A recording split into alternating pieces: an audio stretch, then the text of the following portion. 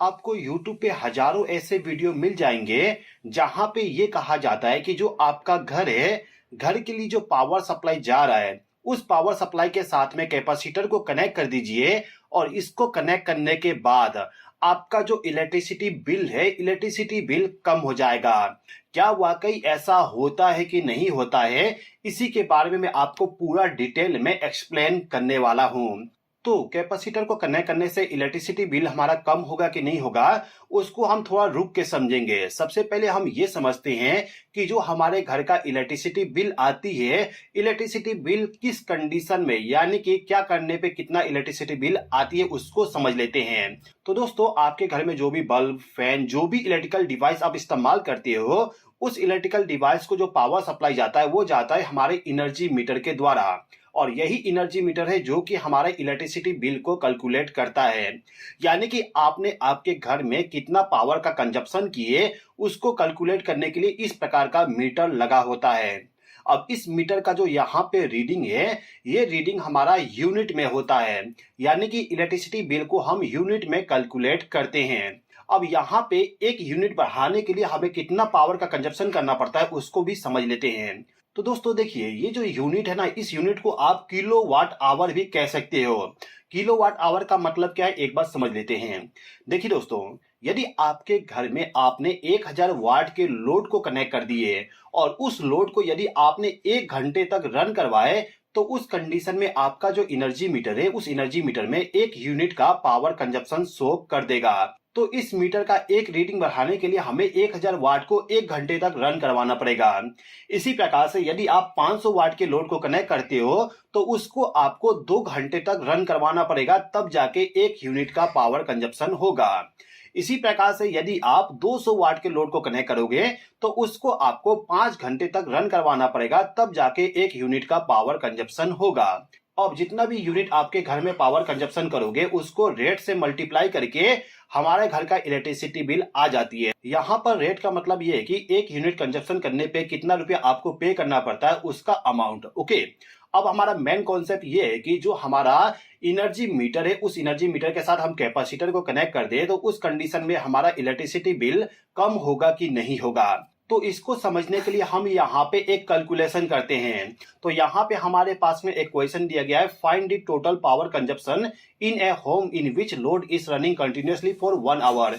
यानी कि 1 घंटे तक हमारा कंटिन्यूअसली पावर कंजप्शन हो रहा है, जिसमें वोल्टेज है 230 वोल्ट, करंट है यहाँ पे 25 एम्पियर और पावर फैक्टर है 0.6। तो ये जो क्वेश्चन है, इस क्वेश्चन को हम सोल्व करना चाहें तो इसको सोल्व करने के लिए हमें इस फॉर्मूला का इस्तेमाल करना पड़ेगा। जैसे कि मैंने आपको स्टार्टिंग में बताया कि यदि हम 1000 वाट के लोड को 1 घंटे तक रन करवाएंगे, तो उस कंडीशन में 1 यूनिट का पावर कंजप्शन होगा।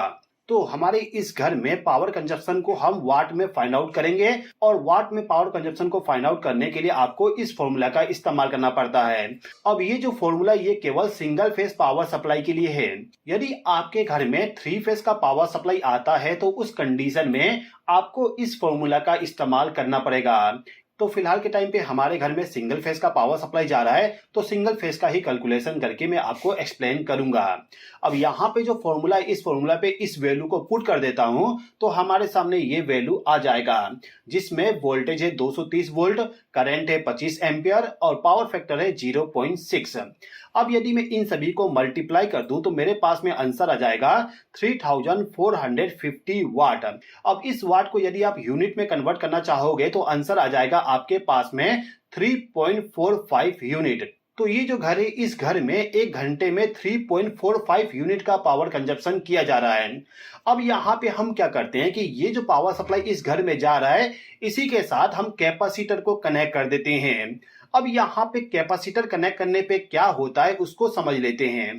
तो दोस्तों, कैपेसिटर को कनेक्ट करने से हमारा जो पावर फैक्टर होता है, उस पावर फैक्टर को हम इंप्रूव करते हैं। अब पावर फैक्टर क्या होता है, एक बात समझिए। देखिए दोस्तों, जो हमारे घर का पावर सप्लाई होता है, उस पावर सप्लाई का जो वोल्टेज और करंट है, ये जो यहाँ पे ग्रीन वाली लाइन है, ये है वोल्टेज का, और ये जो रेड वाली लाइन है, ये है करंट का। तो वोल्टेज और करंट जो होता है वो दोनों साथ में चलना चाहिए। यदि आपका वोल्टेज और करंट साथ में चलता है तो उसको हम कहते हैं यूनिटी पावर फैक्टर, यानी कि आपके घर का पावर फैक्टर बहुत ही अच्छा है। इसके बाद जो आपके घर का वोल्टेज और करंट है उसमें यदि वोल्टेज पीछे रह जाता है और करंट आगे चलता है तो उसको हम कहते हैं lagging power factor. Lagging power factor तब होता है जब आपके घर में इंडक्टिव लोड को कनेक्ट करते हो। इंडक्टिव लोड का मतलब कि आपके घर में यदि मोटर को कनेक्ट कर दोगे तो आपके घर का जो वोल्टेज और करंट है वो आगे पीछे हो जाएंगे।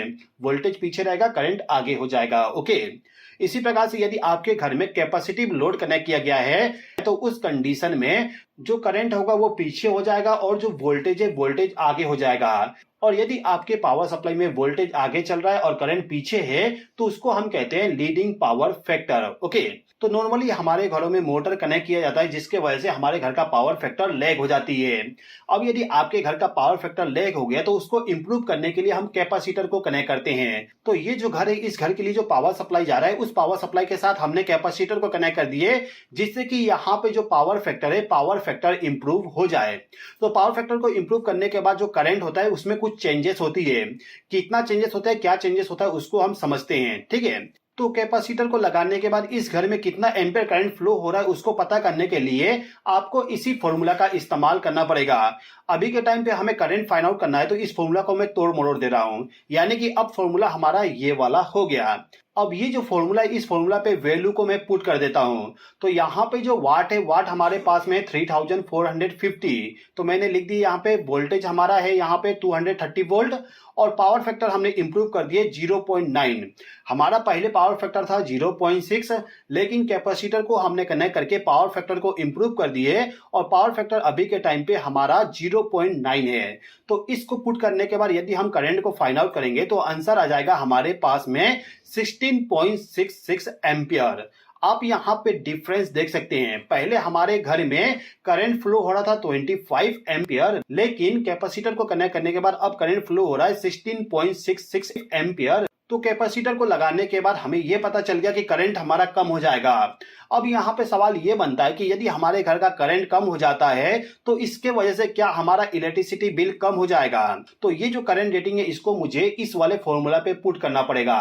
तो इस फॉर्मूला पे यदि मैं पूरा डिटेल को ऐड कर दूं तो हमारे पास में ये इक्वेशन आ जाएगा। वोल्टेज 230 वोल्ट है, करंट यहाँ पे 16.666 है और पावर फैक्टर हमारा 0.9 है। इसको यदि मैं मल्टीप्लाई करूं तो मेरे पास आंसर आ जाएगा 3450। यानी कि पहले जितना पावर कंजप्शन हो रही थी उतना ही पावर कंजप्शन अभी भी हो रहा है। इसको आप एक तरीके से और समझ सकते हो कि जो हमारा एनर्जी मीटर है, इस एनर्जी मीटर में जितना यूनिट पहले बढ़ रही थी 1 घंटे में, उतना ही पावर कंजप्शन अभी भी हो रहा है। यानी कि जो हमारे घर में पहले वोल्टेज 230 था, 25 एम्पियर करंट फ्लो हो रही थी और पावर फैक्टर कम था, उस समय भी हमारा पावर कंजप्शन 3.45 यूनिट हो रही थी।